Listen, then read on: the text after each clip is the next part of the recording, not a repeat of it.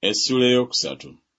Kubanga laba Mukama ow'eggye ajja ku Yerusaalemi ne ku Yuda ekibeesiguza, n'ekyo kwe banyweredde, ekibeesiguza kyonna eky'emmere n'ekibeesiguza kyonna eky'amazzi, omusajja ow'amaanyi n'omusajja omuzira, omulamuzi n'ennabbi n'omulaguzi n'omukadde, omukulu ow'amakumi-50 n'ow'ekitiibwa n'ateesa ebigambo, n'effundi ow'amagezi n'omufumu ow'obukabakaba.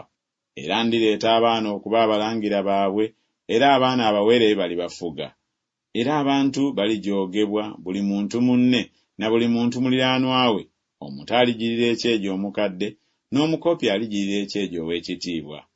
Omuntu bw'alikwata muganda we mu nnyumba ya kitaawe ng'ayogera nti, ggwe olina ebyokwambala, beera mufuzi waffe ggwe, n'okubula kuno kubeere wansi w'omukono gwo. Ku lunaku olwo aliyimusa eddoboozi lye ng'ayogera nti, sijja kuba muwonya, kubanga mu nnyumba yange temuli mmere newaakubadde ebyokwambala.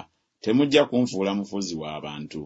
Kubanga Yerusaalemi kizikiridde ne Yuda agudde, kubanga olulimi lwabwe n'ebikolwa byabwe biwakanya Mukama, okusunguwaza amaaso ag'ekitiibwa kye. Ekifaananyi ky'obwenyi bwabwe kitegeeza nga gubasinze, era babuulira ekibi kyabwe nga Sodomu, tebakikisa. Zisanze obulamu bwabwe, kubanga beesasulidde bokka obubi. Mwogere ku mutuukirivu nti anaabanga bulungi, kubanga abanaalyanga ebibala by'ebikolwa byabwe. Zisanze omubi, anaabanga bubi, kubanga anaawebwanga empeera y'engalo ze. Abantu bange abaana abato be babajooga, era abakazi be babafuga. Woowe abantu bange ababakulembera babakyamya, era bazikiriza ekkubo lyammwe eritambulirwamu. Mukama ayimirira okuwoza, era ayimirira okusala omusango ogw'amawanga. Mukama alisala omusango gw'abakadde b'abantu be n'abalangira baabwe. Mwe mwalirira ddala olusuku lw'emizabbibu, omunyago gw'omwavu guli mu nnyumba zammwe. Mubadde ki okubetentanga abantu bange n'okusanga amaaso g'abaavu, bw'ayogera Mukama, Mukama ow'eggye.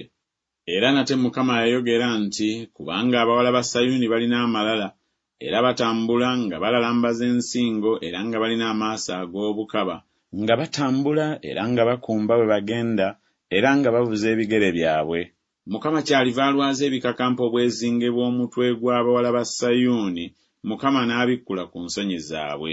Ku lunaku olwo Mukama aliggyako obuyonjo bw'amasamba gaabwe, n'enkundulu zaabwe n'ebifaanana ng'emyezi, n'emijugo n'emisagga, n'engoye ez'oku maaso, ebiremba n'obuddangadi, n'enneebajjo n'obucupa obwakaloosa, n'ensiriba, empeta n'empere z'omu nnyindo, engoye ez'amabala n'eminagiro, n'essuuka n'ensawo, endabirwamu n'ebbafuta n'ebiremba n'ezibika ku mitwe. Awo olulituuka awaali ebyakaloosa walibaawo ekivundu, n'awaali olwebajjo muggwa, n'awaali enviiri ensunsula obulungi kiwalaata, n'awaali ekizibawo kwesiba kibukutu, awaali obuyonjo kwokebwa.